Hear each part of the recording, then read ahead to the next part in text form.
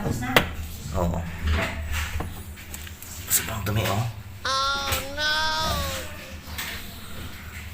Ayan, guys. Sobrang dumi siya. So, titignan po natin. So, yan yung kita ko.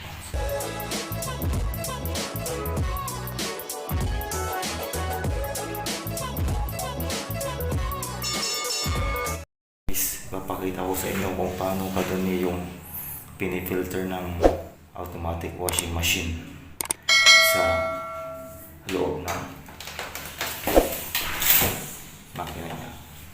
So guys, tignan nyo mabuti, papakita ko, i-video ko sa inyo kung paano niya pinifilter lahat ng dumi. Tapos na? Oo. Sobrang dumi, oh. Oh no!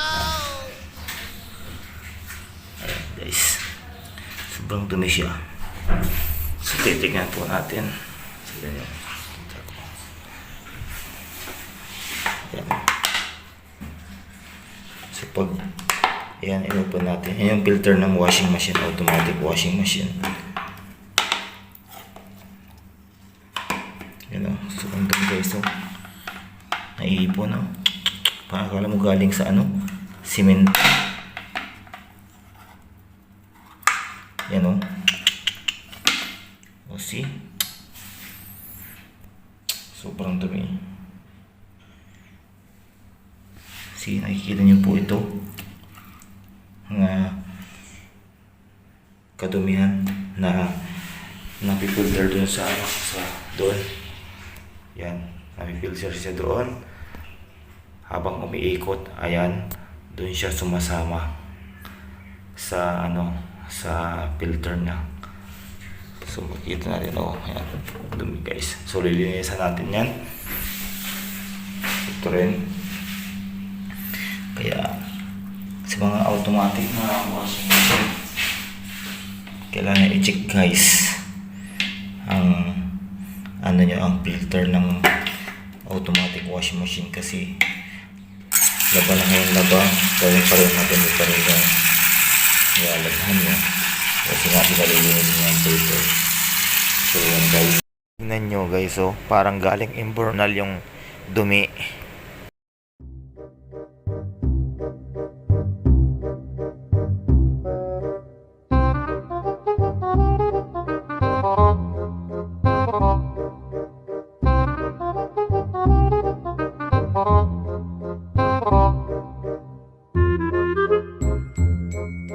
So yun guys, kailangan natin linisan sa bandang sulok. Ayan. Ito. Ayan. Paano naglinis? Automatic washing machine. Kadumi-dumi guys, oh. Sabi, oh. Oh my God! Dumi na yun. Sobrang dumi. A few moments later. Guys, nalinisan na siya. Ayan. So, salpak natin ulit para gagamitin ulit yung washing machine. Ayan. Ready to use ulit na malinis. Ayan. So, yan. Naka-fix na po siya at malinis na. At natin gamitin ulit mamaya. Ayan. Ayan guys. Share ko lang sa inyo ang video ito para sa mga gumagamit ng automatic washing machine. Thank you. Bye-bye.